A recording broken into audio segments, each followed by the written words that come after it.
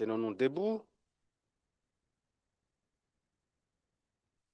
Dans Luc chapitre 14, verset 28,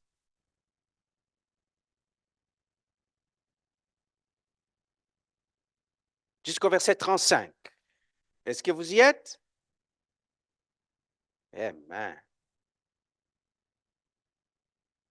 Luc, le docteur Luc, c'est un docteur, il dit ceci. Car lequel de vous, s'il veut bâtir une tour, ne s'assit d'abord pour calculer la dépense et voir s'il a de quoi la terminer. De peur qu'après avoir posé les fondements, il ne puisse l'achever. Et que tous qui le verront ne se mettent à le railler en disant, cet homme a commencé à bâtir et il n'a pas pu achever. Ou quel roi, s'il va faire la guerre à un autre roi, ne s'assit d'abord pour examiner s'il peut, avec 10 000 hommes, marcher à la rencontre de celui qui a 2 fois les hommes, c'est-à-dire 20 000, pour l'attaquer. S'il ne le peut, tandis que cet autre roi est encore loin, il lui envoie une ambassade pour demander la paix. Ainsi donc, quiconque d'entre vous ne renonce pas à tout ce qu'il possède ne peut être mon disciple. Le sel est une bonne chose, mais si le sel perd sa saveur, avec quoi l'assaisonnera-t-on? Il n'est bon ni pour la terre, ni pour le fumier, on le jette dehors. Que celui qui a des oreilles pour entendre, entende. Dieu Tout-Puissant, merci pour ta parole. Merci de nous avoir permis d'être là, de te louer, de t'adorer, Seigneur, ensemble comme une famille. Merci, Éternel, pour la force et la protection que tu as donnée chacun d'entre nous. Père, parle-nous maintenant à travers cette parole. Pendant que nous sommes au début de l'année, Seigneur, pendant que nous sommes en train de poser le fondement éternel, Dieu, sur lequel va se poser notre maison de 2024. Seigneur, donnez-nous la sagesse de recevoir et marcher dans ta parole. Nous voulons bâtir. Nous voulons bâtir, Seigneur, nos relations. Nous voulons bâtir, Seigneur, notre vie spirituelle. Nous voulons bâtir, Seigneur, nos études. Nous voulons bâtir, Seigneur, nos carrières. Nous voulons bâtir, Seigneur, nos entreprises. Mais Dieu Tout-Puissant, si toi, tu ne nous gardes, tout ce qu'on fait, on le fait en vain. Bénis mon frère, ma soeur ici présent. Utilise-moi comme tu veux. Au nom puissant de Jésus. Amen. Amen. Vous pouvez vous asseoir dans la présence de notre Seigneur.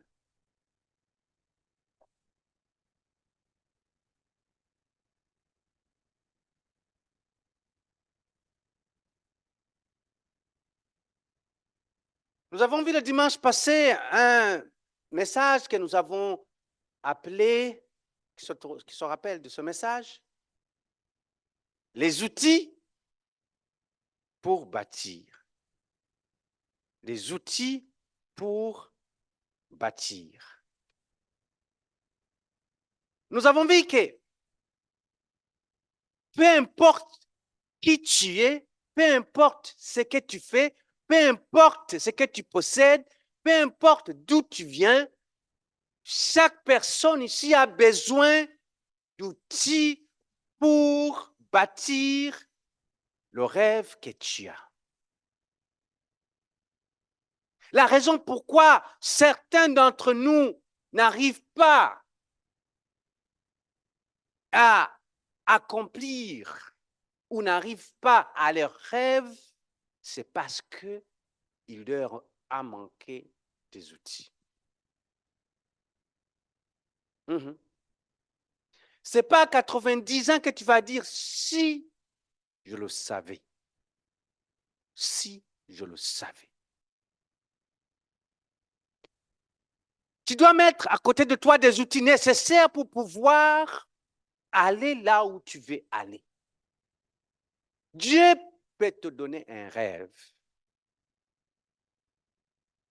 Mais Dieu te donne les outils pour ce rêve.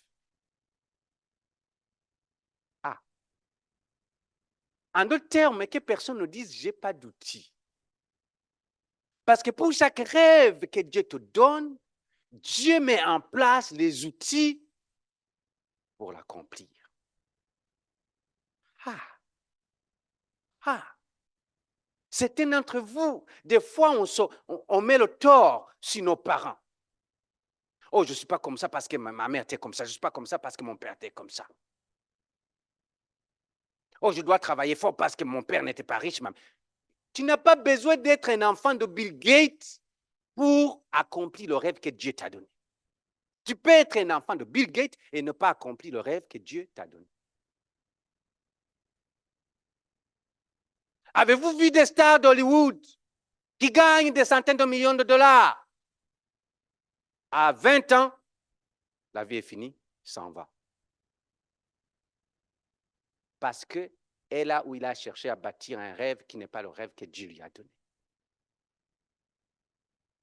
Alléluia.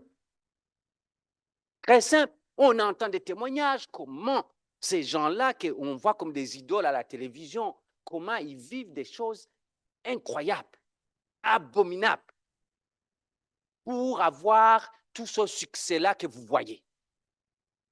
Le succès que vous voyez, que le diable appelé YouTube vous montre, c'est un succès qui est déjà planifié et manipulé. N'est-ce pas? On voit juste le produit final, mais on ne voit pas ce qui est caché derrière. Quels sont les outils qui lui ont permis d'arriver là? Vous savez, je ne sais pas si vous êtes comme moi, sûrement que vous l'êtes. Tout le monde ici, vous allez sur YouTube. N'est-ce pas? Vous allez sur YouTube. Et chaque fois que moi je vais sur YouTube, parce que c'est une université qui est là devant moi dans ma maison, d'université YouTube. Tu peux apprendre beaucoup de choses sur YouTube. Tu peux apprendre beaucoup de choses, des bonnes choses, même aussi des mauvaises choses, mais des bonnes choses si tu veux. Alors, j'ai remarqué qu'à chaque fois, je suis en train d'écouter soit un enseignement quelconque ou un message quelconque ou une chanson d'adoration. À chaque fois, il y a des publicités qui viennent pour interrompre. N'est-ce pas? Et ces publicités-là, on dit que ça s'est accentué ces dernières années. Et je ne sais pas si vous avez les mêmes publicités que moi que j'ai, ou c'est visé à moi à cause de peut-être des différentes choses, des choses de la sorte des choses que je regarde. Alors, ceux qui sont dans le monde des médias sociaux, vous allez me corriger ou m'aider un peu à comprendre. Mais moi, ce que je reçois, vu que j'écoute des choses qui te forment dans la vie, ok? Des enseignements, des théologiens. Il y a beaucoup de théologiens que j'écoute. Il y a beaucoup des personnes qui encouragent ce que j'écoute, des prédicateurs. À chaque fois, je vois toujours un message qui vient et c'est quelqu'un qui te dit que, ah, laisse-moi vous dire, la façon la plus simple de faire de l'argent, ce n'est pas en vendant avec Amazon, sur Amazon, des choses comme ça. C'est ça que toujours j'ai.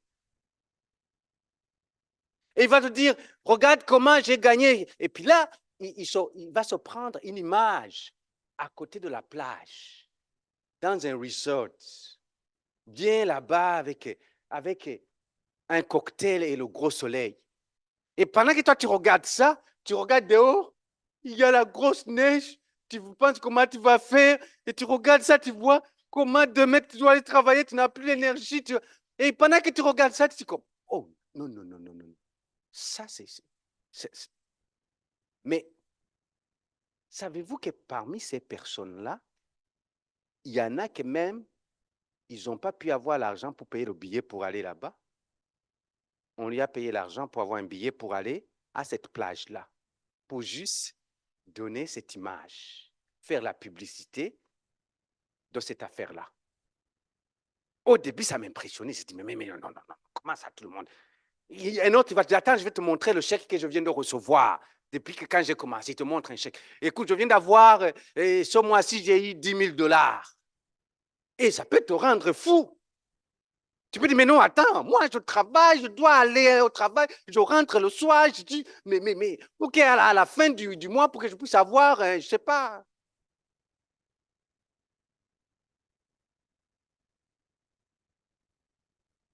Alléluia. Tout ce qu'ils nous montrent, c'est ce qu'ils veulent que nous puissions. C'est ce qu'ils veulent que nous puissions. C'est ce qu'ils veulent que nous puissions.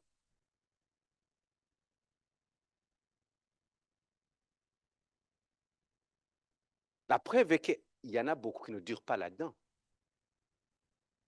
Amen. Il y en a qui te font ces publicités-là, tu les vois. Mais attends dans 2 ans. Tu ne vas jamais le voir dans cette publicité. Il n'est plus là. Tu dis, mais attends, il est parti où? Si réellement tu avais 10 000 $, maintenant tu dois revenir dans 2 ans ou 3 ans, tu vas nous montrer maintenant que tu as 500 000 $. Mais on ne les voit plus. Qui vous donne la garantie qu'ils ont réellement le 10 000 $? Il y en a qui vont même pouvoir vous sortir des relevés, ils vont vous montrer les relevés bancaires bien à l'appui. Dans mon pays, qui est apparemment le pays le plus pauvre au monde, si tu vas demander un extrait bancaire chez les magouilleurs, ils vont te sortir un extrait bancaire exactement comme la banque. Dans un pays le plus pauvre au monde, imaginez-vous dans un pays comme le Canada ou les États-Unis, l'extrait bancaire, il va te sortir quelque chose exactement, c'est la Banque royale du Canada qui l'a sorti. Il te montre ça. Regarde, j'ai eu un dépôt de 10 000 $. Regarde, je vous mens pas, j'ai eu un dépôt de 10 000 $. Le rêve attire. Alors souvent, on se précipite, on veut bâtir notre rêve avec les outils qui ne sont pas les nôtres. Les outils de ce que l'autre nous a présentés sur YouTube, mais qui ne sont pas les outils que Dieu a envoyés pour nous pour arriver à notre rêve. Alléluia. Beaucoup de jeunes sont en train d'abandonner les études parce qu'il y a trop d'argent à faire sur Internet. Laisse-moi prêcher à la nouvelle génération qui est ici. Savez-vous les statistiques de ceux qui sont sur Internet? Le pourcentage pour pouvoir devenir riche sur Internet. Regarde, si tu pouvais demander à YouTube, dis-nous combien ont commencé ces jeunes-là. Et dites-nous combien, après 2 ans, ont pu avoir de l'argent. Certains d'entre vous, vous allez voir que c'est peut-être mieux de retourner à l'école et s'asseoir à l'école, que vous avez plus d'assurance qu'aller sur YouTube. Parce que c'est ça qui est en train de tuer les jeunes présentement. Les jeunes abandonnent l'école parce qu'apparemment, il y a trop d'argent à faire en ligne, sur Internet. Parce qu'il y a plein de choses, plein de business sur Internet. Plein. Ben, si tu ne fais pas attention et que tu t'assois et que tu demandes à Dieu, tu cherches d'abord de comprendre, Dieu, quel est le rêve que tu m'as donné? Certains d'entre vous, Dieu vous a donné peut-être un rêve. Les jeunes, je parle aux jeunes qui sont encore à l'école. Certains d'entre vous, Dieu vous a donné peut-être un rêve pour devenir architecte. Et tu veux être un YouTuber. Ça ne va pas fonctionner. Parce que Dieu ne t'a pas donné les outils pour être un YouTuber. Il t'a donné des outils pour être architecte. Continue à être architecte. Dieu va faire les choses qu'avec cette architecture, tu puisses arriver à atteindre tes rêves. Je parle bien atteindre tes rêves. Ah non, non.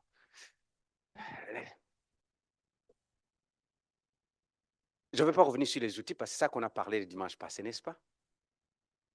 On va continuer. J'ai quelques points. Aujourd'hui, je vous ai ajouté encore un autre point. Je ne sais pas pourquoi, mais je vais le finir aujourd'hui. Alors, on avait vu le premier point, c'était les outils. Pour bâtir, on a besoin des outils. Parce qu'on n'a pas les outils, tu ne peux pas bâtir. Maintenant, deuxième point. Pour bâtir, tu as besoin d'investir. Quelqu'un dit investissement. Ouh, quelqu'un dit investissement. Je sais que vous voulez pas le dire parce que je sais, je connais quelque chose avec un rapport avec nos ancêtres.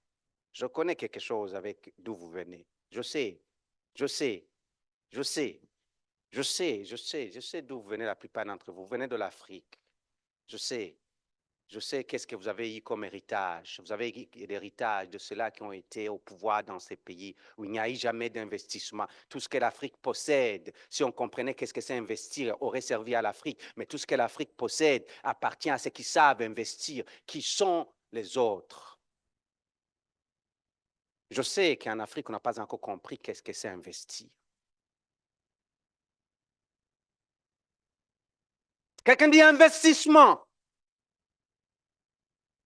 Tu ne pourras pas bâtir ton année si tu ne sais pas investir. Vous savez, mes frères et sœurs,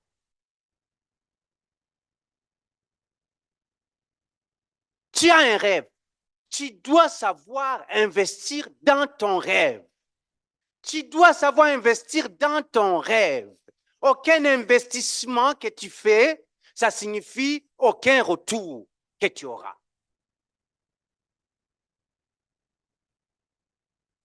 Si tu n'investis rien, tu n'auras rien. Et là, ici, ne pense pas que je suis en train de parler de l'argent ici seulement. Non, non, non. Non. Si tu n'investis rien, tu auras.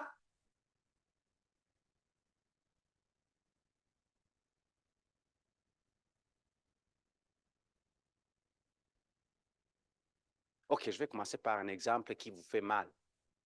Si tu n'investis rien dans le royaume de Dieu, financièrement, ne t'attends pas à ce que tu puisses récolter financièrement dans le royaume de Dieu.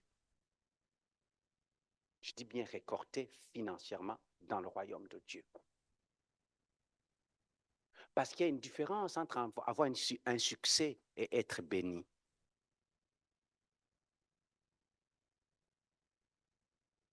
Quand tu es béni, tu as du succès sans être stressé. Ah! Non, non. Venez dans le séminaire des finances. Je vais bien nettoyer tout ce que vous avez accumulé comme. OK? Certains d'entre nous, on n'a jamais compris qu'est-ce que investir dans notre rêve.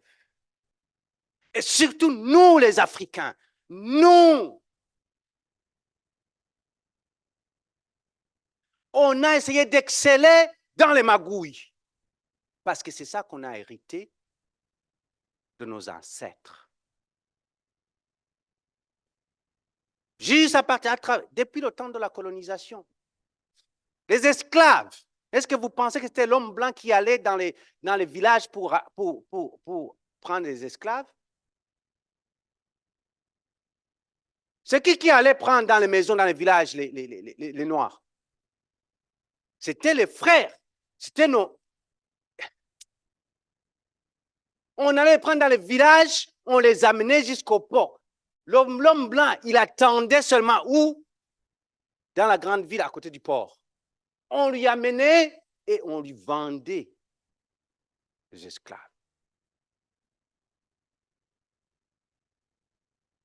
Et l'homme blanc savait comment investir avec cette marchandise qu'on lui donnait.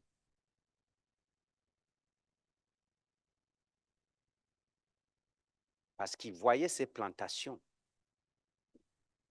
pendant qu'il était sur la côte africaine. Lui pensait à ces plantations qui étaient dans le sud ici.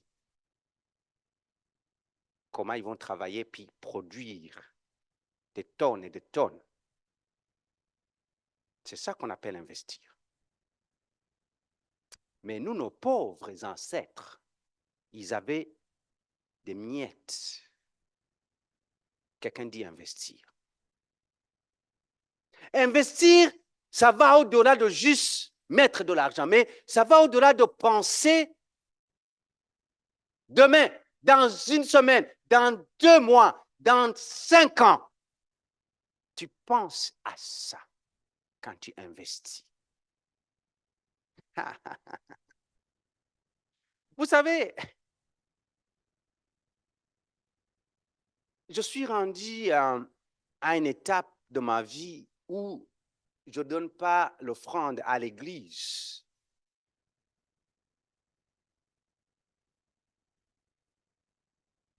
Parce que Dieu m'a donné un emploi. Je suis à l'étape où je donne l'offrande à l'église à cause de ce que je vois plus tard. Je vois la récolte que je veux et je donne selon la récolte que je veux. Je vois la vision que j'ai et je donne selon la vision que j'ai. La raison pourquoi la plupart d'entre vous, vous avez des problèmes à donner les offrandes à l'église, c'est parce que vous donnez sur l'argent que vous gagnez. Et ça s'arrête là, votre espoir. Amen. Si j'étais Jésus, si j'avais dit, lève la main, c'est lui qui donne l'argent à l'église. Ça, c'est Jésus. Mais moi, je ne le ferai pas ici. Amen. Investir dans le royaume. Tu dois savoir investir dans ta vie spirituelle. Tu ne peux pas dire que je vais en 2024, je vais être celui-là qui est connecté au Saint-Esprit pendant que tu ne sais même pas communiquer avec Dieu. Alléluia. Ça prend une vie de prière pour être communiqué, pour être en relation connectée, excuse-moi, avec le Saint-Esprit. Ça prend une vie de louange, d'adoration pour être connecté au Saint-Esprit. Saint-Esprit ne peut pas venir parce que tu as appuyé sur le bouton démarrer ou je ne sais pas, start, et le Saint-Esprit est là. Non! Le Saint-Esprit va te coûter une vie de sanctification. Le Saint-Esprit va te coûter une vie de consécration. Et tu viens à l'église, Cambote ensemble. Et maintenant, tu vas être un chrétien qui Dieu va voir et tu vas prier. Dieu va répondre à tes besoins. Dieu ne répondra pas à tes besoins à cause de tes émotions. Tu vas faire un burn-out, tu vas tomber malade, on va aller t'enterrer, après on va continuer, on va aller acheter la poutine et on va manger la poutine.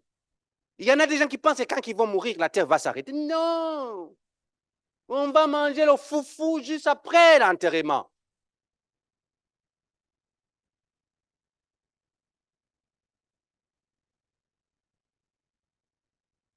Dans ton argent que tu as gardé dans le compte, c'est cela qu'on va utiliser maintenant, on va commencer à manger le foufou.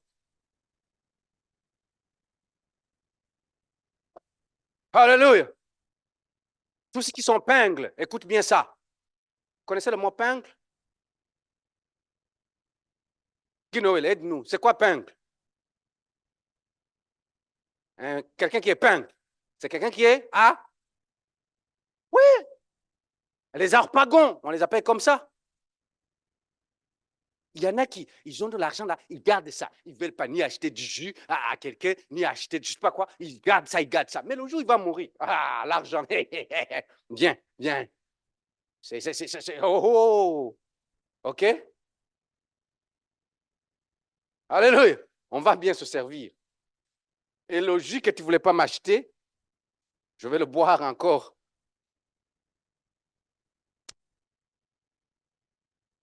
Investir, investir. Vous savez, j'ai observé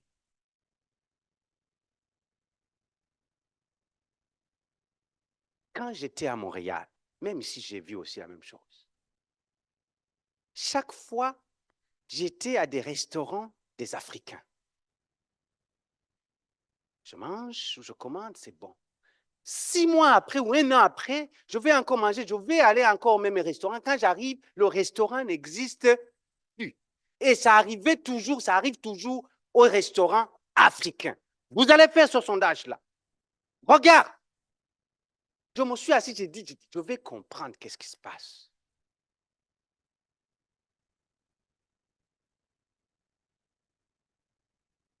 Et j'ai demandé au comptable, parce que je travaille dans le domaine de la comptabilité. Je te demande au comptable, mais pouvez-vous m'expliquer exactement quel est le problème avec les restaurants africains? Parce qu'aujourd'hui, tu entends le restaurant, je ne sais pas quoi, les délices je sais pas, de Ouagadougou ou les délices je ne sais pas, d'Abidjan ou les délices de Douala ou les délices de Iwatch. OK? Tu vas manger là-bas et dans un an, tu retournes, il n'y a plus les délices d'Abidjan. C'est parti où les délices d'Abidjan? Ils m'ont dit quelque chose et j'étais fâché. Ils m'ont dit, les comptables, ils m'ont dit, c'est parce que, et c'était un blanc, ils disent, c'est parce que les Africains, ils ne savent pas investir dans leur business. Je dis, qu'est-ce que tu veux dire? Il a dit, les Africains n'ont pas compris que ça prend un capital pour faire leur business. Je dis, je ne comprends pas encore. Il dit, tu vois tous ces restaurants-là, ils vont avoir les idées et ils font une bonne cuisine très excellente, unique, où ils peuvent avoir beaucoup de clients parce que c'est unique. Mais la seule chose qui manque, c'est parce que pendant qu'ils sont en train de faire leur business, ils vont commencer à manger le capital. Et quand les stocks sont finis, le capital est fini, ils n'ont plus l'argent pour aller renouveler les stocks. Je dis, comment ça?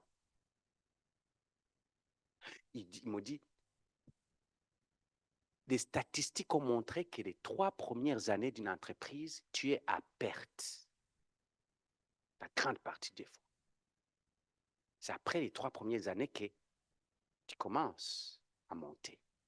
Il dit, mais les Africains, dès qu'ils reçoivent un prêt à la banque et qu'ils commencent à voir qu'il y a des clients qui rentrent, le poulet sort, ça rentre, la loco sort, ça rentre, la tchéké sort, ça rentre, je sais pas, le foufou sort, ça rentre, tout ce que vous voulez, le sombé sort, ça rentre. Il va commencer à prendre cet argent-là, alors que c'est la première année, il va commencer à changer de voiture. Il va commencer à faire la fête, à faire des voyages qui ne sont même pas utiles. Et tout ça, c'est dans le capital de l'entreprise.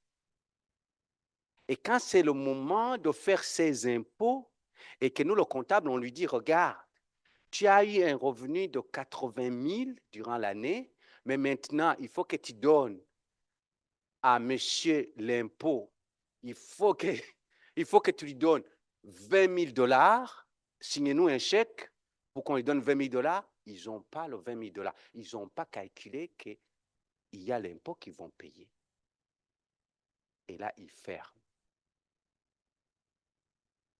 Investir. Investir signifie que tu dois savoir qu'est-ce que tu as besoin, quelles sont tes obligations, où est-ce que tu veux aller et c'est quoi les démarches à faire.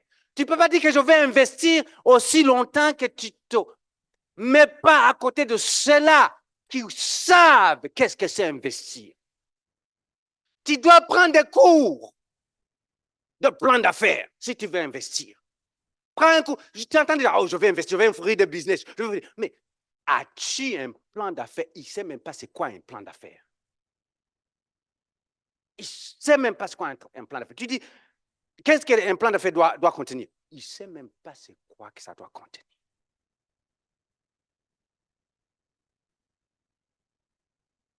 Alléluia.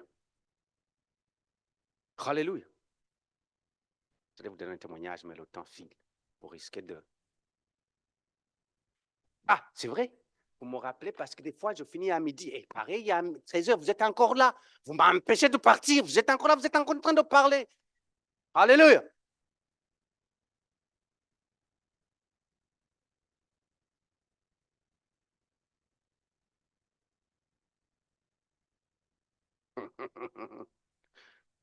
Vous savez,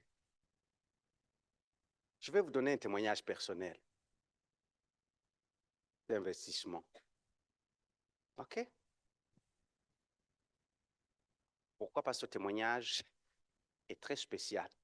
C'est souvent le genre de témoignage que vous n'entendez pas des gens.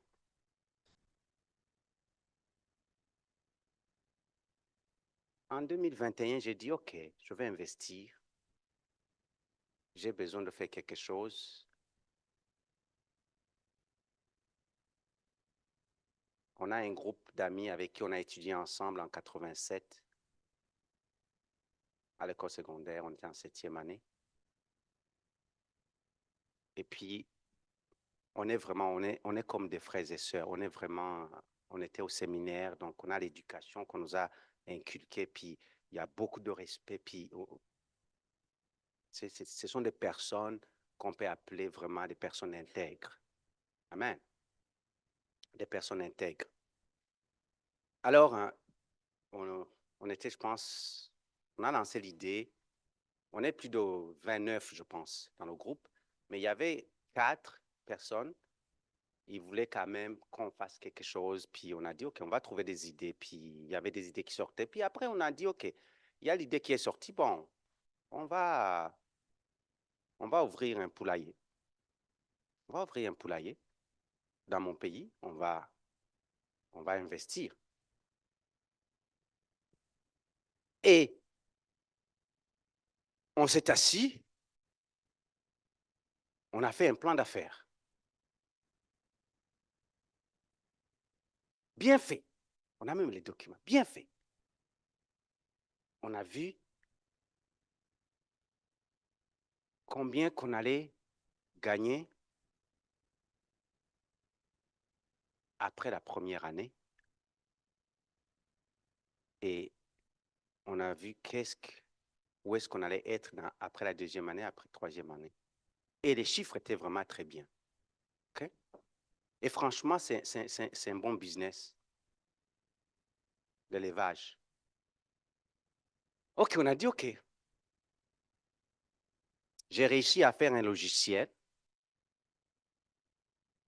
de gestion. OK? S'il y en a qui veulent investir dans ça, vous allez me dire, vous allez l'acheter par exemple parce que c'est très bien fait. Non, pour vous, si vous êtes gentil, je vais vous le donner gratuitement. OK? Ouais, je vais vous donner gratuitement, mais vous allez amener l'offrande. Il ne faut pas utiliser le mot acheter dans l'église, c'est l'offrande. Vous allez amener l'offrande. Alors, on a commencé le business. OK, on a dit, bon, on commence. Bon, on a acheté. D'abord, il fallait construire le bâtiment. On a construit le bâtiment, un beau bâtiment, un grand bâtiment qui pouvait contenir je ne sais pas combien. Je pense jusqu'à 5000 poules ou quelque chose comme ça, ou même plus. OK, on a fini le bâtiment construit. Et après, il fallait chercher maintenant les poules. Dans tout ce qu'on a calculé dans notre plan d'affaires, tout avait été fait, mais sur les poules, on avait manqué cet aspect-là. On a dit seulement les poules. OK? Oh, il y avait les poules pondues. Non, je suis en train de vous ennuyer. Hein? OK, tant pis pour vous, vous me dites. Amen. On a dit, OK, il y a 2 sortes de poules quand tu élèves les poules. Il y a les poules pondeuses, et puis il y a les poules, les poulets de chair. C'est-à-dire, c'est qu'on mange. Ce que vous ne saviez pas, c'est que les poules qui pondent les œufs, ce n'est pas les poules qu'on mange, qu'on voit la viande dans les magasins. Normalement, les poules qui font les œufs, quand tu les fais de la viande, ils sont petits. Donc, tu ne peux pas trouver une poitrine de poulet pour les poules qui font les œufs. C'est petit, vraiment, c'est comme... ça ne se vend pas trop pour manger, là. C'est pas... Alors, il y a ce qui sont les poules, les poulets de chair. Alors, nous, on a dit, OK, on veut faire des œufs, mais pour les œufs, on avait fait vraiment bien notre plan. Pour les œufs, ça prend quand même au moins, quand tu reçois les poussins d'un jour, ça prend à peu près, je pense, 20 semaines, quelque chose comme ça, pour qu'ils commencent à pondre. OK?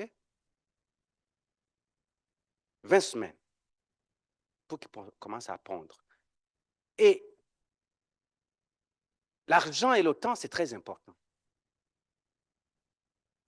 Pendant tout ce temps-là, avant qu'il commence à pondre, tu es en train de mettre l'argent parce qu'il faut qu'il mange. Il faut que les poules mangent. S'il y en a qui sont malades, il faut que tu désinfectes, il faut que tu es en train de payer les employés, tout ça. C'est comme tu es en train de mettre l'argent, mais il n'y a pas de retour sur investissement. On aura le temps d'en parler dans le séminaire de finance, de comprendre tous ces aspects-là. Mais il n'y a pas de retour sur investissement. Alors, la plupart d'entre des gens qui n'ont pas de capital, ils ne vont pas y aller avec ceux qui sont intelligents, parce que j'en ai vu au Burundi, c'est ça qu'ils vont faire. Ils vont, il y a les œufs. Oui, si tu veux avoir les œufs pour manger, tu peux avoir des poules pour faire des œufs, puis tu vas manger les œufs, c'est bon. Mais si tu veux faire ça commercial, il faut que tu mettes un capital au début, puis on n'a pas ce capital-là. On a dit, OK, on va commencer par les poulets de chair. Les poulets de chair, quand tu les élèves, tu reçois les poussins. Normalement, après 38 jours, ils sont déjà prêts pour être mangés. OK? Et c'est dans leur développement. Ils se développent très rapidement. OK, on a dit, on va prendre les poulets de chair. On a pris les poulets de chair. Mais au début, dans mon pays, il n'y a pas de poulet de chair. Donc, quand on a cherché les poulets de chair, ils nous ont donné une sorte de race, mais c'est comme moitié, ils pondent les œufs aussi, mais aussi la chair. Donc, c'est comme hybride un peu. Mais il n'y avait rien d'autre. J'ai dit, OK, amenez, on va. Ils nous donnent. On a pris 1000 poussins pour commencer. 1000 poussins. Après quelques semaines, on commence à... Après, comme 1 ou 2 semaines, on m'appelle chaque jour, OK, aujourd'hui, il y a 15 poussins qui sont morts. Il y a 10 poussins qui sont morts. Oh, ce matin, il y en a 20 qui sont morts. Oh, il y en a 30 qui sont morts. Je dis, Seigneur, qu'est-ce qui se passe ici, éternel Dieu? Est-ce que je n'ai pas prié? Mais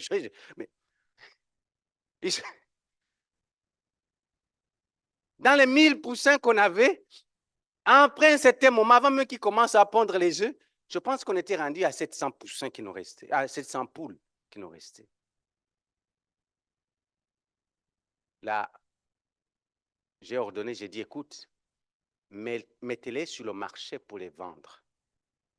Parce qu'il faut les donner à manger. Et quand je mettais dans mon logiciel de gestion, je regardais les quantités. À chaque semaine, il y a des quantités spécifiques qu'ils doivent manger. Et avec le prix, avec l'achat, ils m'ont calculé tous, ils m'ont montré combien. J'ai dit, non, non, non, on n'est pas en train de gagner. On les a vendus, on les a liquidés. On a pu retrouver notre argent qu'on a investi dedans. C'était bon. C'était pas mal. On n'a pas perdu. On a dit, bon, maintenant, on oublie les poules de l'Afrique, du Burundi, là, parce que tu ne sais pas d'où ça vient, les surcroisements et tout ça. Alors, après, j'ai dit, OK, on va maintenant chercher ailleurs. On va prendre le temps de chercher ailleurs. On a trouvé un fournisseur en Europe, en Belgique. On importait les poussins de la Belgique. C'était maintenant les poulets de chair. On a amené 500. On a des 500, bon, il y en a peut-être une centaine qui sont mortes. Puis les autres, on les a vendus. Mais ça ne grandissait pas comme il faut. Je ne comprenais pas. On les a vendus, mais vraiment, je pense qu'on a fait un profit, mais un petit profit. Okay. On révise toujours. Là, on dit maintenant, on va commander, mais on va leur exiger quand même de bien choisir ce qu'ils nous donnent. Parce qu'on pensait que les premiers 500, c'est les personnes qui travaillaient là-bas qui ont mal fait le travail. On a changé la main-d'œuvre. Ce qui était vraiment sérieux. On a vu qu'ils étaient sérieux. Alors, on commande. Maintenant, d'autres, je pense que cette fois, on avait commandé, je pense, 2000. Alors, ils arrivent. Bon, tout va bien. Après quelques semaines, encore la même chose. Ils commencent à mourir. Je dis, mais attends, on a changé la formule pour l'alimentation. J'ai été en contact jusqu'avec les compagnies qui fournissent l'alimentation de tous les poulets de chair partout au Canada. Ils sont basés en Hollande. J'ai parlé avec eux. Ils m'ont donné la formule, ils m'ont donné la nourriture, la mélange, comment mélanger, tout ce qu'ils ont besoin. On a tout fait, suivi à la lettre. Mais ils étaient après 38 semaines, après 38 jours, ils étaient supposés être prêts pour être, c'est-à-dire en moyenne 2 kilos par poulet. Après 60 jours, il y en a qui avaient encore 300 grammes.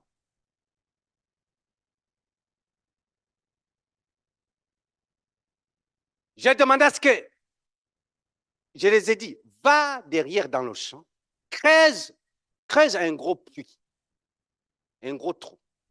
Et tu vas prendre tous ceux-là qui sont on les appelle dans le monde de l'élevage, on les appelle des poules fétiches. Tu prends toutes les poules fétiches, enterre-les vivants. Et je me sentais mal. Je dis, oh non. Je dis, enterre-les vivants. Ils m'ont dit non. Qu'est-ce qu'on va faire? On va peut-être leur donner à ce qu'ils veulent, ou je ne sais pas. Il y en a qui, je dis, ok, mais débarrasse ça, parce qu'on ne va pas continuer à les nourrir. Amen.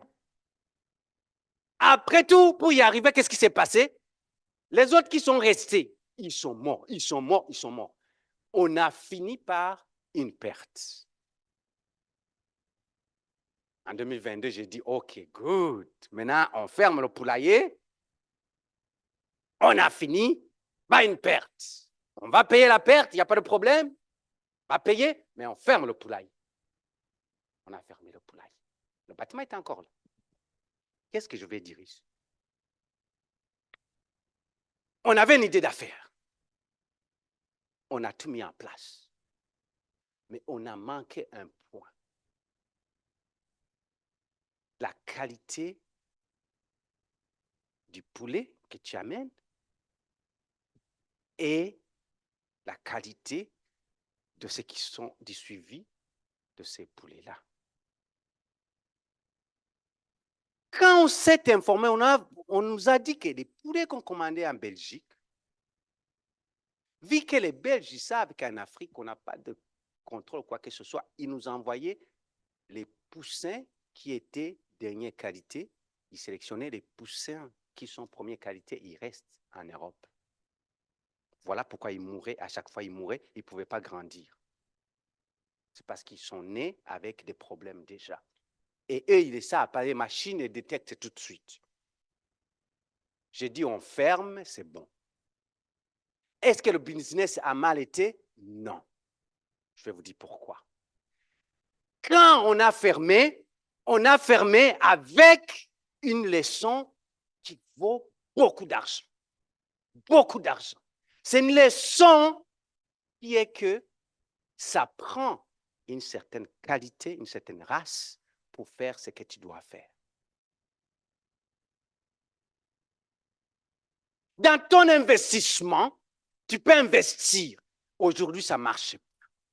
Il faut que tu regardes, tu dois apprendre une leçon. Quand ça ne marche pas, que tu n'as pas une leçon, c'est qu'il y a un problème. Tu dois apprendre une leçon. Et la leçon est que tu dois dire, qu'est-ce qui n'a pas marché? Qu'est-ce que je dois faire pour que ça marche? Quand tu as la réponse à cette question-là, tu es un investisseur à succès. J'ai vu des gens dans ma vie investir dans l'immobilier. Et j'ai vu des gens vendre tout, fuir l'immobilier. L'immobilier, il y a de l'argent. Il y a de l'argent.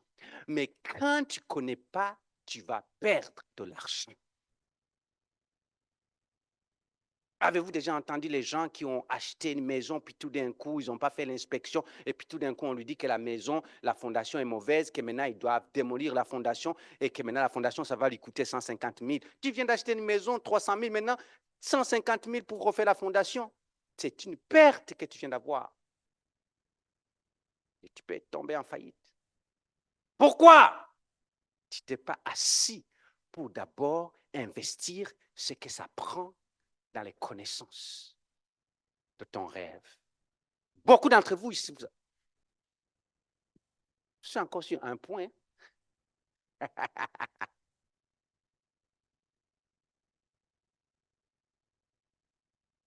Église, vous m'avez poussé. Beaucoup d'entre nous ne voulons pas investir dans ce que nous avons comme rêve.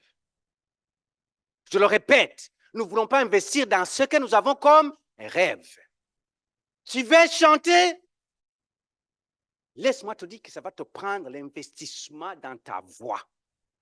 Tu ne peux pas chanter comme il faut chanter bien, sans investir dans un prof de chant.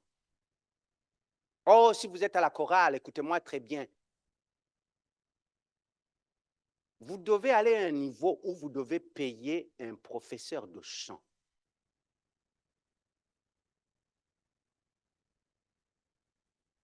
Yann, j'ai écouté ton album, c'est excellent. Mais tu dois investir dans un prof de chant qui va te coûter. Diane, tu dois investir. Et où Chanel? Il faut lui dire, elle va écouter ce message. Chanel, tu dois investir dans un prof de chant.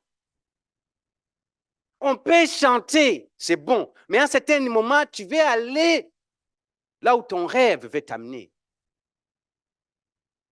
Tu dois investir dans un prof de chant. Il y a un niveau, tu arrives là, mais pour monter, ça prend autre chose. Tu veux être un grand prédicateur. Tu ne peux pas prêcher les mêmes prédications que tu as prêchées il y a 15 ans. J'écoutais hier ma prédication, la première prédication que j'ai faite à Montréal en 2001. Oh my God! J'ai fermé les yeux, j'ai dit, oh Jésus, aie pitié de moi. J'ai failli chercher les numéros de toutes les personnes qui étaient dans l'église pour les demander pardon. Alléluia! Ça prend de l'investissement pour pouvoir être là où tu veux être. Ton rêve va aussi être aussi grand que ton investissement. Beaucoup d'entre nous. Ah non, non. Deuxième point rapidement. Deuxième point que je vais vous donner. Troisième point, excuse-moi. Ça va vous prendre de. Ça va vous prendre de. Dites-le comme il faut. Ça va me prendre de l'énergie. Ça va vous prendre de.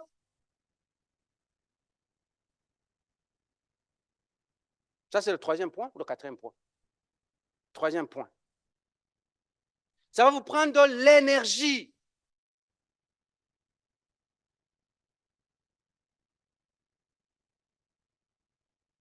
Tu ne peux pas bâtir quand tu es fatigué. Tu ne peux pas bâtir. Tu ne peux pas bâtir quand tu es fatigué. Vous savez, je ne sais pas pourquoi, j'aime donner des témoignages. Quand on a commencé cette église, quand on a commencé l'église à CPVO, je devais me réveiller, on arrive tôt à l'église, je prends l'auto, je dépose ma femme et les enfants, je prends l'auto, je vais maintenant à Ottawa chercher les membres de ma chorale. À l'église, j'avais seulement 2 autos à l'église. 2 autos. Je devais aller, merci beaucoup, je devais aller à Baseline. Vous connaissez c'est où Baseline? Chercher les membres de l'équipe de louange.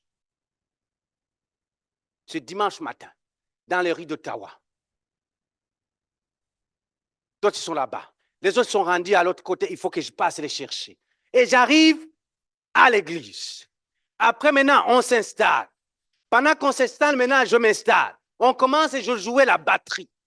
Je joue la batterie, les autres chantent, on joue la batterie, on joue la batterie, je joue la batterie. À la fin, quand on a fini, je suis fatigué. Jouer la batterie, ça demande de l'énergie. Hein. Je suis fatigué, maintenant après, je quitte là-bas, maintenant je viens prêcher. Ça demande de l'énergie, bâtir. Ce n'est pas à 70 ans que j'allais faire cela. À 70 ans, je pouvais... J'allais dire, Seigneur, le ministère que tu m'as dit de faire à 70 ans, j'ai dit, Seigneur, envoie-moi tous qui sont prêts pour que seulement je puisse enseigner la parole. Mais pour bâtir l'église, ça dit demander de l'énergie. Courir les dimanches là-bas, aller jouer à la batterie, finir la batterie, tu viens encore prêcher. Quand tu finis de jouer la batterie, là, c'est tellement de l'énergie, ton cerveau est déjà fatigué. Je sentais déjà les cymbales sonner dans ma tête. Puis après, il faut que je prêche. J'étais dérangé en d'autres termes. Il faut que tu aies l'hyperactivité pour pouvoir le faire.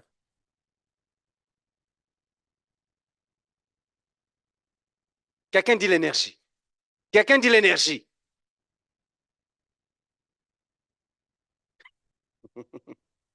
Vous savez, vous devez avoir l'énergie pour votre rêve. OK? Vous devez avoir l'énergie pour votre rêve. Vous devez avoir la ténacité. Vous devez avoir l'endurance. Tu dois savoir que tu vas tomber, que tu vas te lever, mais que tu vas continuer. Tu dois avoir, si tu veux te marier, tu dois avoir l'énergie pour cet homme et pour cette femme. Laisse-moi te dire, se marier, ça va te, comment on dit en anglais, mais ça va t'épuiser la tête. Tu vas être fatigué dans la tête. Cet homme-là que tu veux, c'est quelqu'un qui a une éducation d'ailleurs. Il vient d'une autre famille. Il a une autre éducation qui n'est pas la tienne. Il va t'énerver, il va te fatiguer. Cette femme que tu amènes dans tes côtés, ne regarde pas que maintenant tout va bien, elle sourit, bien maquillée. Tout. Quand elle va arriver dans la maison, qu'elle va bien s'installer, elle va te faire tourner la tête, mon frère. Ouh! Jusqu'à ce que tes amis commencent à se demander, est-ce que ça va, tu es toujours là? Parce qu'on comme je l'ai dit dimanche, elle va te scier, elle va t'ajuster, te précouper pour ce qu'elle veut. Si tu n'as pas l'énergie, tu n'as pas besoin de te marier. Ça prend l'énergie pour se marier. Ceux qui sont mariés, ça prend l'énergie pour avoir des enfants. N'ayez pas des enfants si tu n'as pas l'énergie. Voilà pourquoi ce n'est pas à 70 ans qu'on a les enfants. Dieu merci, c'est pourquoi. À 70 ans, tu ne peux pas courir avec les petits gars là de 2 ans qui courent partout dans la maison. Noah, arrête, Noah, arrête. Ton dos est en train de te lâcher.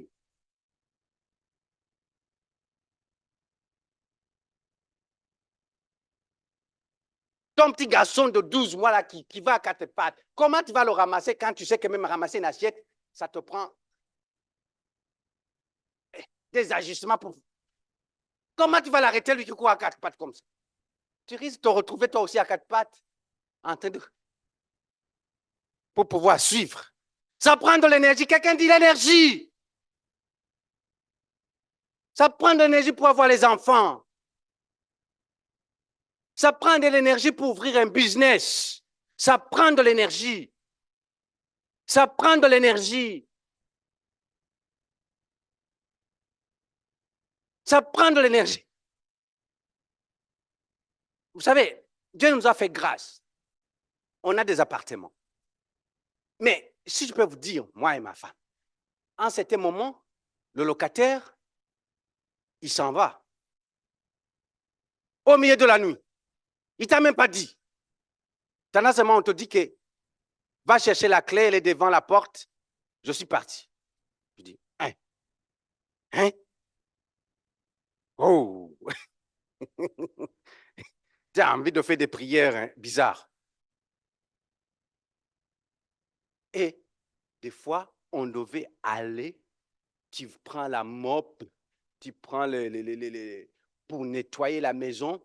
Et des fois, demande à mes enfants, ils allaient avec moi, ils peinturaient l'appartement avec moi.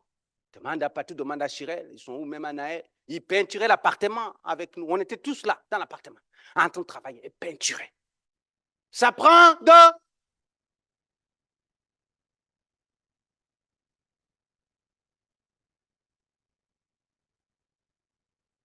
Vous savez, on est une génération où on n'a plus d'énergie. Avez-vous déjà entendu quelqu'un, tu l'appelles, comment ça va? Oh, je suis fini. Je suis un peu. Eh, je suis. C'est rendu vendredi, comment ça va? Oh, c'est pas possible. Vendredi, est-ce que tu vas venir? On est rendu que vendredi, on doit supplier les gens pour être à l'église pour l'intercession. Oh non, oh, vendredi, le travail, la semaine a été, je suis fini, fatigué. Voilà pourquoi la raison pourquoi à l'intercession, on a juste 4-5 personnes qui sont là.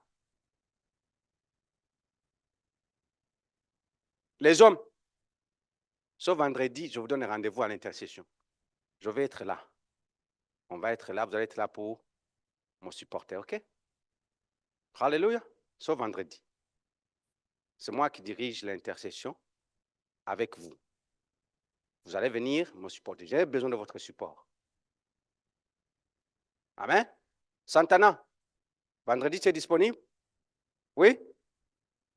J'ai besoin de papa parce que j'ai besoin qu'il me supporte. Papa, il faut être là pour me supporter. Santana, c'est lui, le taximan. OK? Yann, tu es là? Non, ce n'est pas une question de si tu es là. C'est, je dis tu es là. Et tu prépares des chants d'adoration. Voilà ce que je veux dire. Tu prépares avec ta chorale que tu veux. La chorale, ça ne suffit pas la chorale de l'église.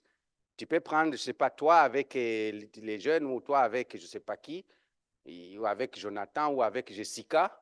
Tu dis les chansons que tu vas chanter, puis elle va être là pour chanter avec toi, avec Diane. Tu es là. OK? Ça, c'est une convocation solennelle. Les programmes que tu as faits, c'est bon, mais je suis désolé. Mais, sauf vendredi,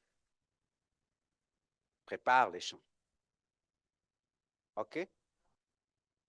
C'est bon? Aristide, j'ai besoin de toi aussi. Elvis, toi, oui, c'est normal. Toi, tu vas être là parce que toi, je vais te donner le travail à faire. Je vais te donner des sujets que tu vas m'aider à diriger. Claude, j'ai besoin de toi. Je sais que pendant ce temps-là, c'est très capital pour toi, mais pour samedi, pour ce vendredi, oui. Libère ce temps-là, OK? Soyez là. Pablo, si tu es en ville, j'ai besoin de toi. OK? Mais je vais prier qu'il n'y a rien qui te change là, qui ne t'amène pas quelque part. Amen. J'ai besoin de toi. Privilégié. Les mamans, si vous pouvez être là, c'est bon. On a besoin de vous. Mais les papas, c'est primordial. Sauf vendredi. Amen. On va montrer qu'on n'est pas fatigué les papas. Alléluia. Comme ça, les mamans, ils vont voir que les papas ne sont pas fatigués et les mamans aussi vont suivre. Amen. Parce que les mamans pensent que les papas sont fatigués.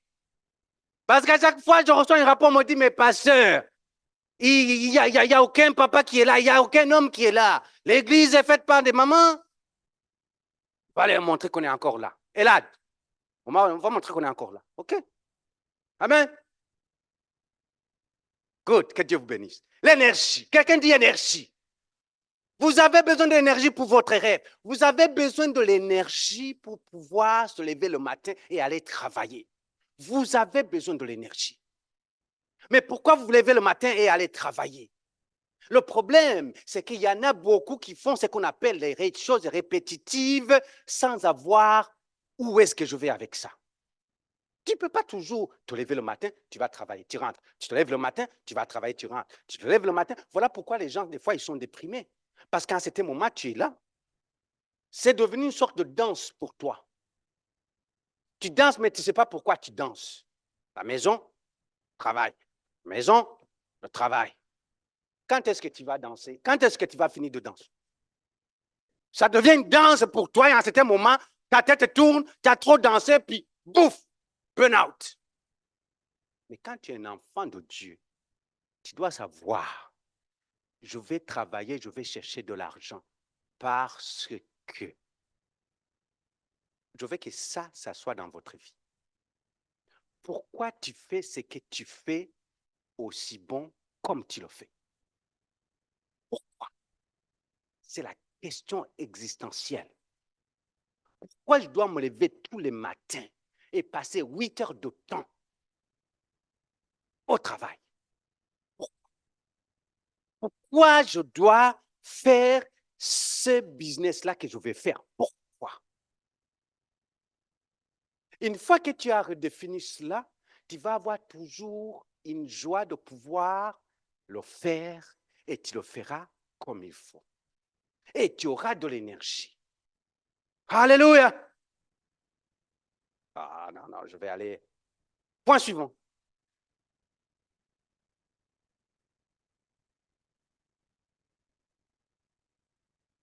Oh.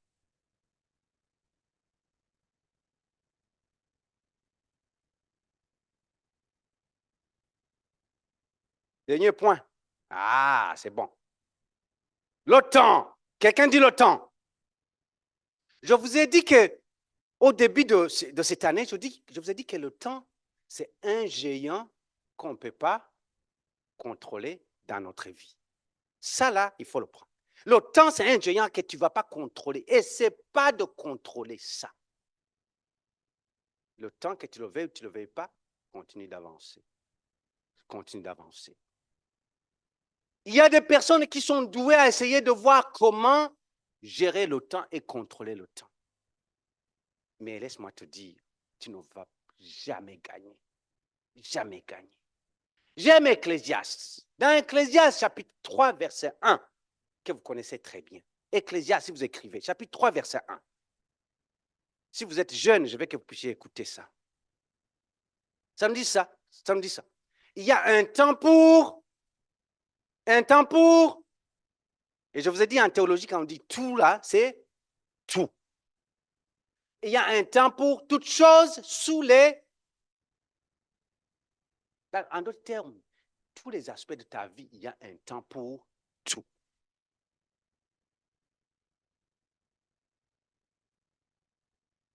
À un certain moment, tu dois dire, Seigneur, donne-moi le temps de construire mon rêve. Parce que je vous ai dit que le temps ne s'arrête pas. Le temps continue. Maintenant, la capacité que Dieu nous a donnée, il nous a donné la capacité de savoir comment nous positionner dans le temps afin de gérer ce temps-là qui passe. On ne peut pas l'arrêter, mais on peut le maximiser. Le plus grand piège de la gestion du temps, je vais vous donner quelques points, ok? Le plus grand piège de la gestion du temps, c'est souvent se précipiter dans l'action.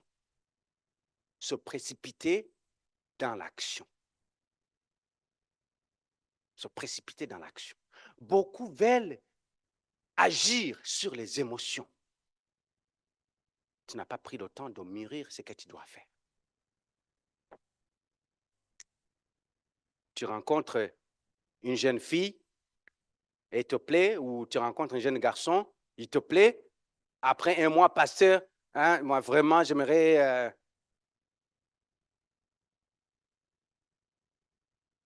Ok, c'est bon. Gloire à Dieu. On va se rencontrer, on va se voir. Et après, bon, on vous bénit. Et après, vous mariez. Et après, 2 ans plus tard, pasteur, non, c'était pas.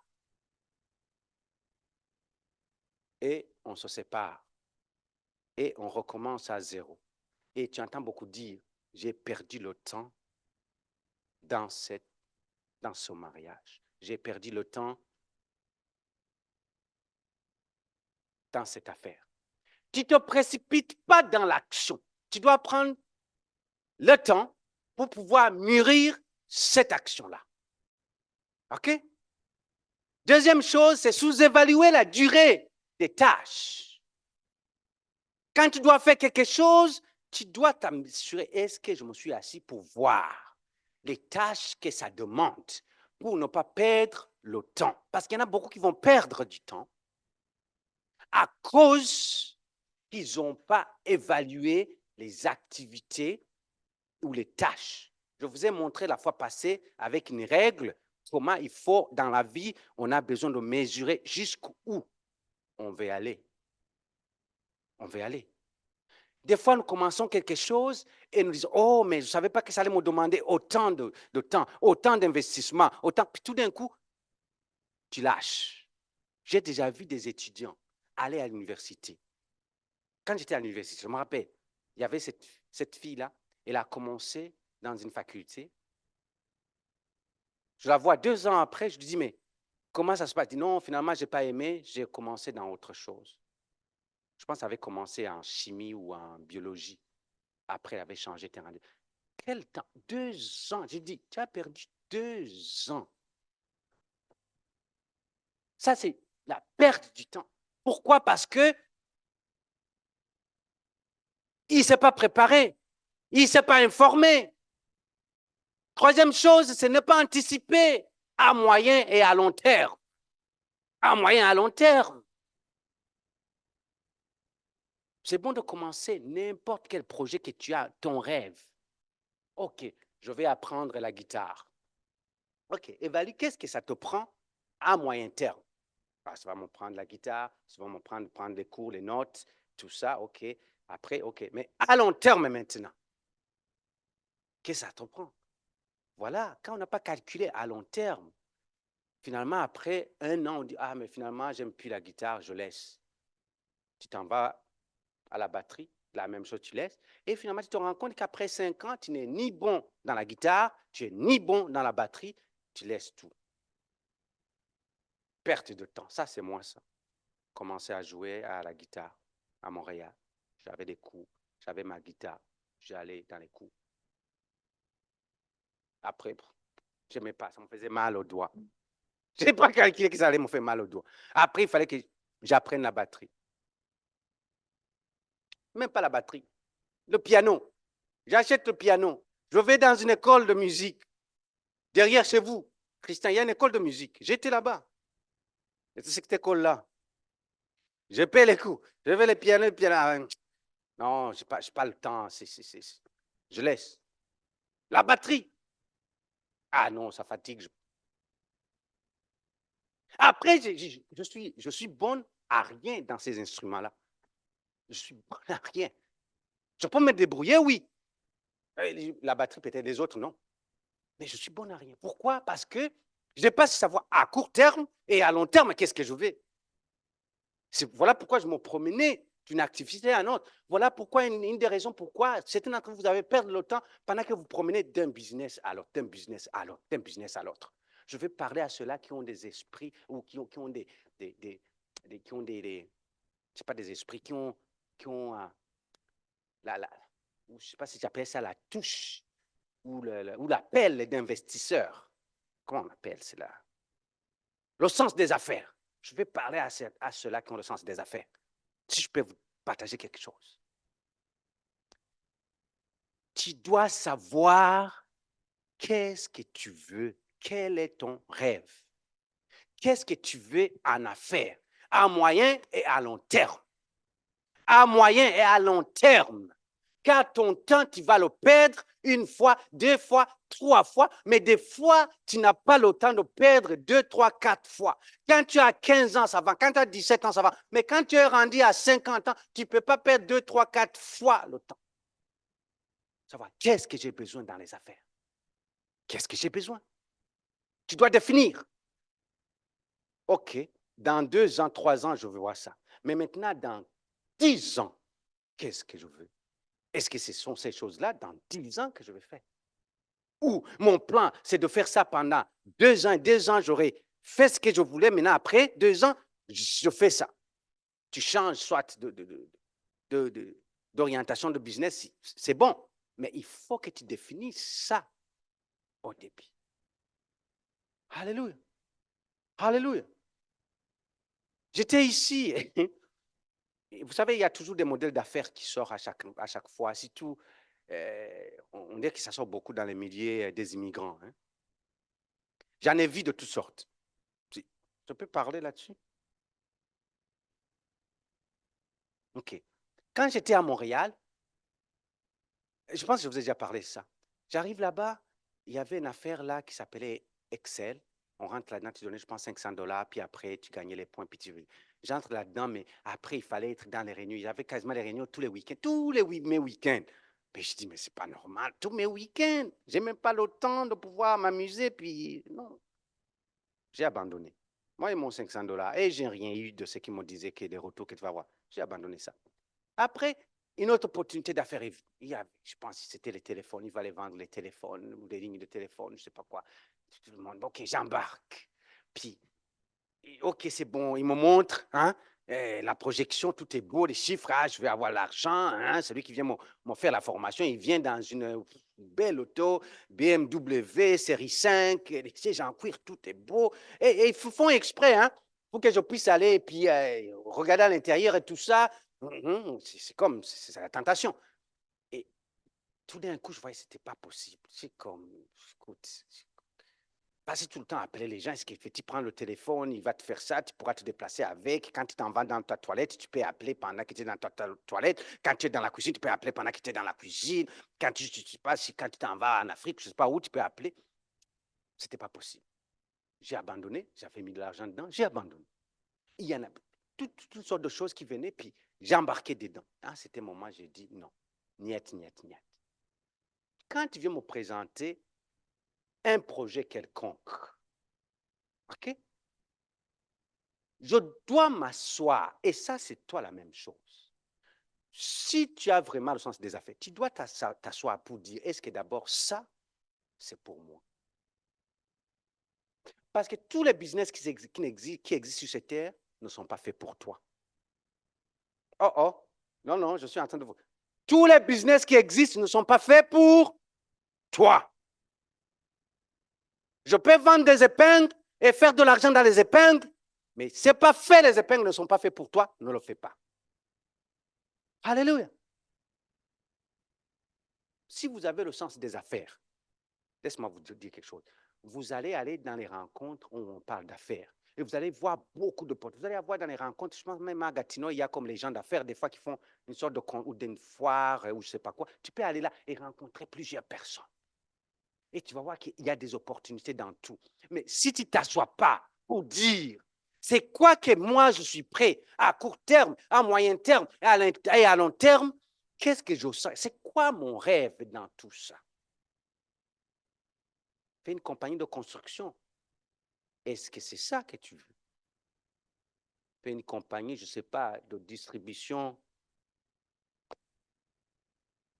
de l'eau. Je ne sais pas. Fais une compagnie, tout ce que tu veux. Les affaires vont venir. Et c'est bon de faire des affaires, je vous encourage. C'est bon, parce qu'on devient son propre patron.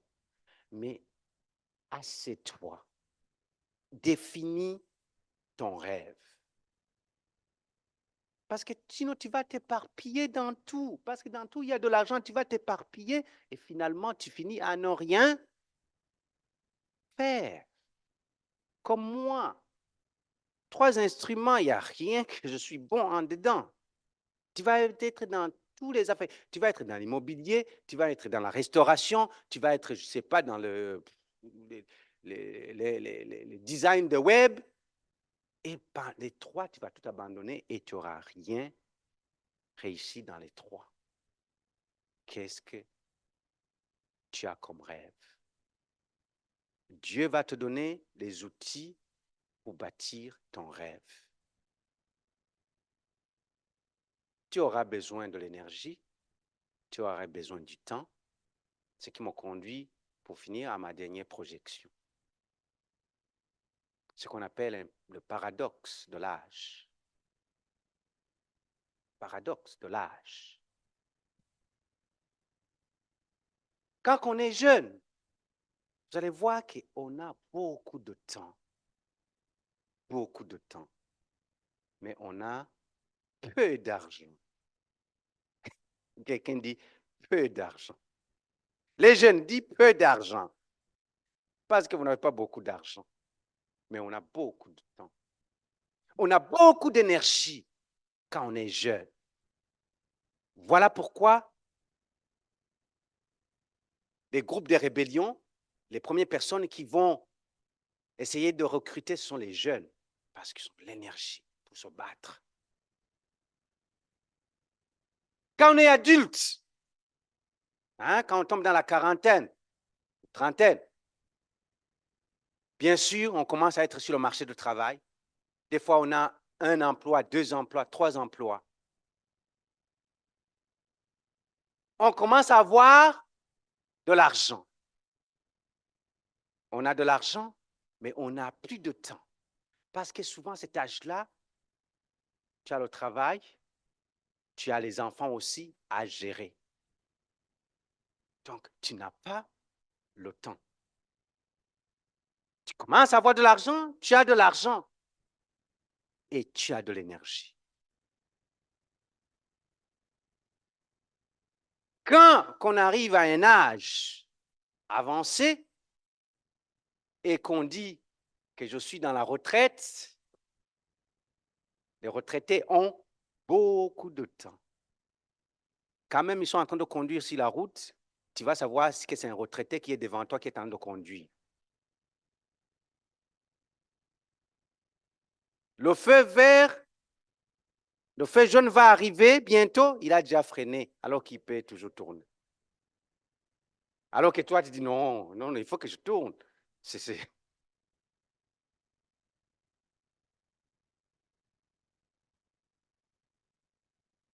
Les retraités, ils ont de l'argent. Pourquoi? Parce que la plupart des dépenses, il n'y en a pas tant que ça. Soit la plupart, ils ont plus les enfants. Donc, ils ne doivent pas acheter la nourriture pour les enfants. Les enfants mangent beaucoup. Hein?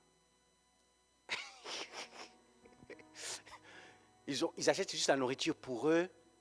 La plupart, soit les maisons sont presque finies d'être payées ou sont payées. Leurs voitures sont payées.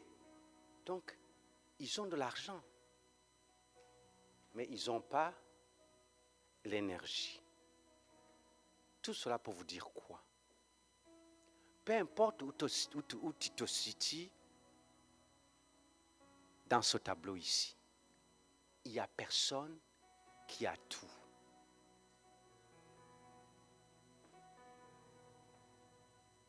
Qu'est-ce que ça demande?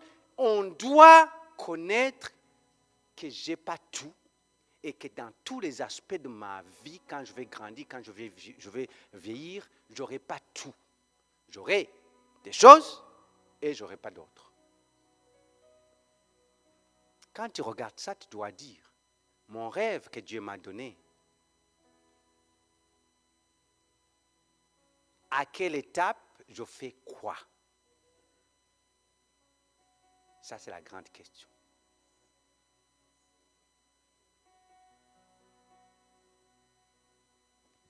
À quelle étape et je fais quoi cette étape-là?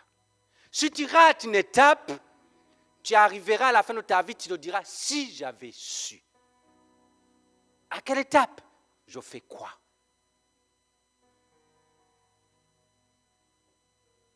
Fais pas trop de projets de dépenser de l'argent quand tu es jeune parce que tu sais que tu n'en as pas. Dans ton rêve, essaie de gérer ce côté-là de ton rêve qui demande l'argent. Attends pour l'étape qui va suivre. Mais pendant que tu attends pour l'étape qui va suivre, tu vas avoir beaucoup d'argent. Prépare-toi en tête que tu n'auras pas le temps. Alors pendant que tu es jeune, investis bien dans ton temps. Parce que tu sais que tu n'auras pas le temps quand tu seras adulte. Voilà pourquoi ceux qui sont jeunes étudient maintenant. Parce que tu as le temps pour étudier. Ceux qui sont au début de leur rêve, investis dedans maintenant. Parce qu'en ce moment, tu ne peux plus investir dedans. Tu n'as plus le temps. Ça, ce sont les étapes de la vie. C'est ce qu'on appelle le paradoxe de l'âge. C'est-à-dire que c'est comme quelque chose que ça devait être l'inverse, le contraire. OK? Parce que quand on est jeune, on a beaucoup d'ambition. On a besoin de voyager, on a besoin de faire ceci, on a besoin d'acheter de beaux habits et tout ça. Mais on n'a pas l'argent. Et souvent, les retraités qui ont de l'argent. Voilà pourquoi on se retrouve avec des retraités qui ont les belles voitures. OK? C'est eux qui ont les belles voitures. Pourquoi? Parce qu'ils ont fini de payer la grande partie de leurs choses. Moi, j'ai commencé à planifier déjà ma voiture que je vais acheter à la retraite. C'est sûr. Non. Vous allez vous lever. Année de bâtir. Année de bâtir.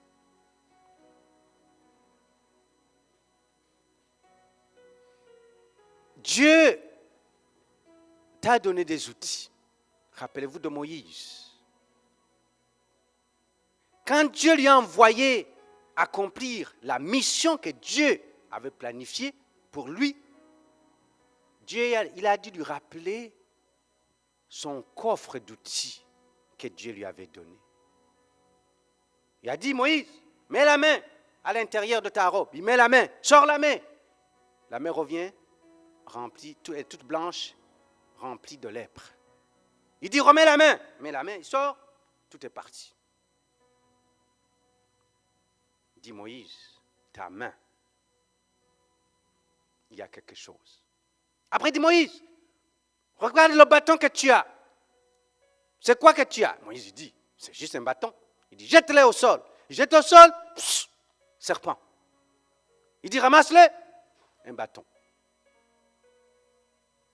Il dit, Moïse, prends l'eau, verse l'eau. Verse l'eau, l'eau devient du sang. Il était en train de le préparer pour lui montrer son coffret d'outils. Pour le rêve que Dieu lui avait donné.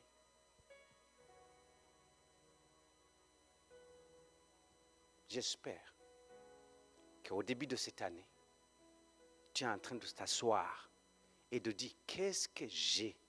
Quelles sont mes capacités? Quelles sont mes incapacités? Où est-ce que je peux demander de l'aide? Où est-ce que j'ai besoin d'évoluer? Où est-ce que je suis bon? Où est-ce que je suis mauvais? Pour savoir quels sont les outils que j'ai pour arriver là où Dieu m'en veut. Si tu es marié, tu dois t'asseoir pour dire quels sont mes défauts dans le mariage. On va en parler en février, ça sent bien. Mais c'est le temps déjà commence. Quels sont mes défauts qui peuvent nuire à l'autre, qui peuvent rendre mal à l'aise l'autre dans le mariage? Certains d'entre vous, dans le mariage, vous allez voir que peut-être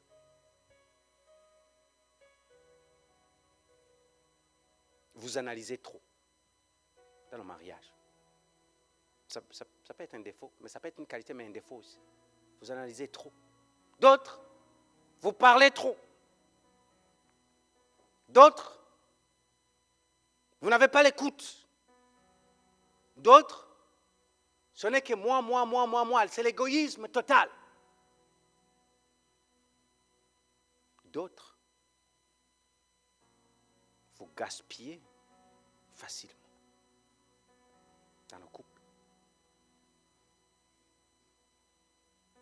On est au début de l'année. Tu veux bâtir ta vie. Comment tu veux bâtir ta vie?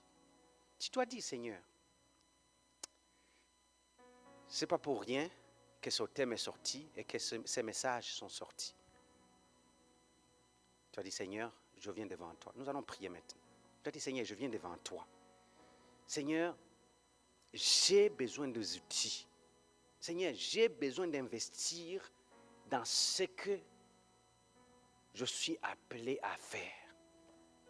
Seigneur, j'ai besoin, Seigneur, renouvelle encore mon énergie. La Bible nous dit que ceux qui se confient à l'Éternel ne se fatiguent jamais. Ils prennent l'envol comme des aigles. En le terme, ils renouvellent l'énergie. Dis, Seigneur, je veux que tu renouvelles mon énergie. Ce n'est pas normal que les vendredis, j'étais en forme, mais maintenant, les vendredis, je ne suis plus capable, je n'ai plus l'énergie pour pouvoir aller à la prière. Ce n'est pas normal, Seigneur. Avant, j'étais capable je me réveillais le matin, je faisais tout. Après la journée, j'arrivais à la maison, j'avais l'énergie encore pour faire ma cuisine. Mais maintenant, ça ne me tente pas de faire la cuisine. Je mange juste le pain, je prends ce qui est facile, la salade. Et tu veux perdre du poids? Et tu veux avoir une bonne santé pendant que tu es en train de manger du craft dinner? Non. Tu as besoin de dire, Seigneur, renouvelle mon énergie pour te servir. Certains d'entre vous n'avez plus le temps ou l'énergie, la force de pouvoir prier ou même lire la parole. Dis, Seigneur, renouvelle mon énergie. À la fin de la journée, que je sois capable d'être encore productif. Je ne veux pas tout donner à mon travail et que rien ne m'en reste pour moi, pour ma vie. Renouvelle mon énergie. Et la dernière prière que tu dois faire, Seigneur, mon temps, aide-moi. Je ne vais pas le gaspiller. Il est précieux. Aide-moi. Aide-moi. Je ne veux plus la procrastination. Ici, il y a des personnes qui sont des rois, des reines de procrastiner. Je le ferai le mois prochain. Je le ferai l'année prochaine. Je le ferai. Il n'y a rien qui est fait aujourd'hui ou demain. Je le ferai. Tu vas dire, Seigneur, enlève la procrastination parce que le temps que tu me donnes, tu me le donnes aujourd'hui, je vais maximiser le temps d'aujourd'hui. Je sais que demain ne m'appartient pas. Je ne sais pas qu'est-ce qui va arriver l'année prochaine. Mais Seigneur, je veux maximiser le temps que tu me donnes. Je ne veux pas gaspiller ce temps que tu me donnes. Je ne veux pas le gaspiller avec les gens qui ne m'apporte rien dans ma vie. Je ne vais pas le gaspiller dans des conversations qui ne m'amènent rien dans ma vie. Je ne vais pas le gaspiller dans... Je ne veux pas, Seigneur. Donne-moi la grâce de gérer ou de bien planifier mon temps.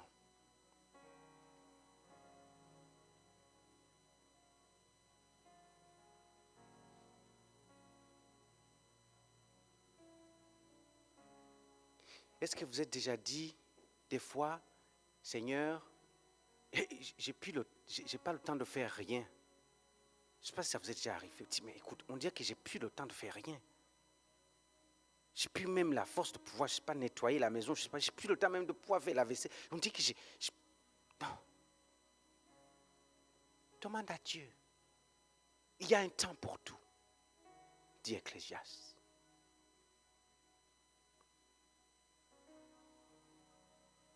Ça ne signifie pas que tout va aller bien. Des fois, tu vas pleurer. Ecclésiaste dit qu'il y a un temps pour pleurer.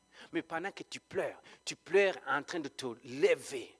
Tu pleures avec tu te lèves avec des pleurs. Et tu marches avec des pleurs. Tu vas travailler avec des pleurs. Tu investis avec des pleurs. Tu fais ce que tu dois faire avec des pleurs. Ça fait mal, tu as des douleurs. Mais pareil, tu marches. Tu le fais. Mais ça finit par se concrétiser. Et tu finis par bâtir cette vie que Dieu t'a donnée. Au lieu de voir cette vie passer devant toi et tu l'observes, impuissant, tu ne peux rien faire parce que tu n'as pas su comment investir dans cette vie où nous sommes de passage. Nous allons prier. Je vais prier pour quelqu'un ici. Pour ceux-là qui se disent, je suis fatigué. Il y en a qui sentent une fatigue qui est toujours là. Fatigue émotionnelle, fatigue physique. Vous êtes fatigué. Quelqu'un t'envoie un email, tu n'as même pas le courage de pouvoir ouvrir l'email. Quelqu'un te dit, appelle-moi, tu n'as même pas le courage d'appeler. Fatigué. Je vais briser cet esprit de fatigue au nom puissant de Jésus-Christ. Alléluia. Alléluia. Tendre Père, je viens devant toi, éternel Dieu Tout-Puissant, avec mon frère et ma soeur. Nous nous tenons ensemble, Seigneur. Je prie pour cette personne, Seigneur, qui sent une fatigue constamment au nom de Jésus-Christ. Je refuse tout esprit de fatigue. Ils se sentent qu'on dirait qu'il n'y a plus d'énergie. On dirait que, non, dans la tête, on dirait que c'est trop, too much. Au nom de Jésus, je brise cet esprit de fatigue. Seigneur, donne-les les outils nécessaires. Car cette fatigue, Seigneur, c'est parce qu'ils n'ont pas su, éternel Dieu, réaligner les choses dans leur vie. Éternel, que tu leur permettes de voir où vient cette fatigue. Éternel, afin qu'ils puissent se détacher de tout ce qui vient les fatiguer, qui n'était pas nécessaire dans leur vie. Au nom de Jésus-Christ. Au nom de Jésus-Christ. Au nom de Jésus-Christ. Je vais prier pour tous ceux-là qui veulent investir dans leur vie. Toutes sortes d'investissements. Qui veulent investir dans leur santé. Qui veulent investir dans les relations. Qui veulent investir dans les affaires. Qui veulent investir dans leurs études. Qui veulent investir dans leur ministère. Tout ça, c'est l'investissement.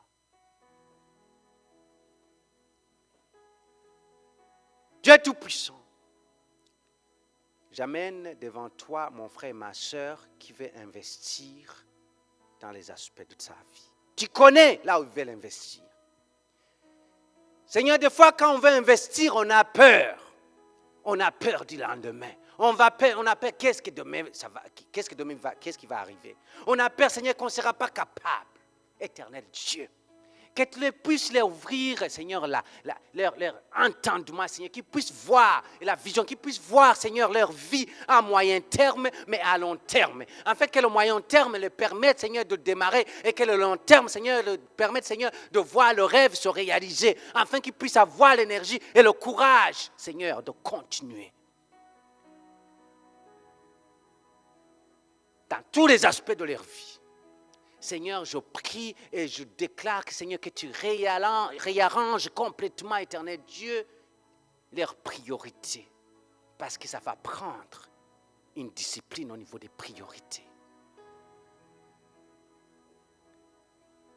Dans la vie, nous sommes tiraillés par beaucoup de choses. Éternel Dieu, révèle-toi à eux et montre-les, Seigneur, comment mettre les priorités à la bonne place pour ne pas perdre le temps au nom puissant de Jésus-Christ.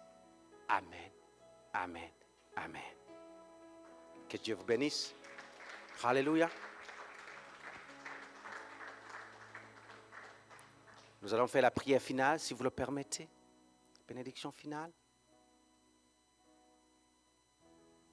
Dieu Tout-Puissant, je te dis merci pour toute personne qui était connectée et toute personne qui était ici.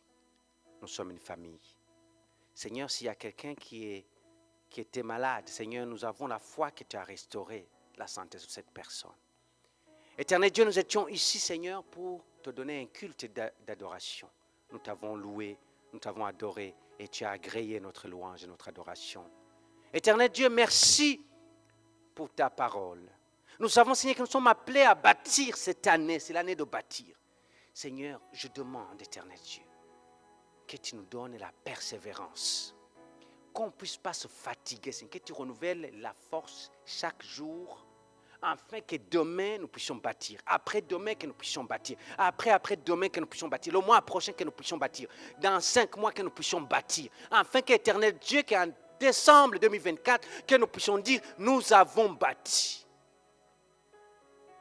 Père, bénis chaque famille, bénis chaque enfant, Seigneur, ici représenté, chaque couple, chaque jeune, dans le nom puissant de Jésus. Nous avons prié. Amen. Amen. Amen.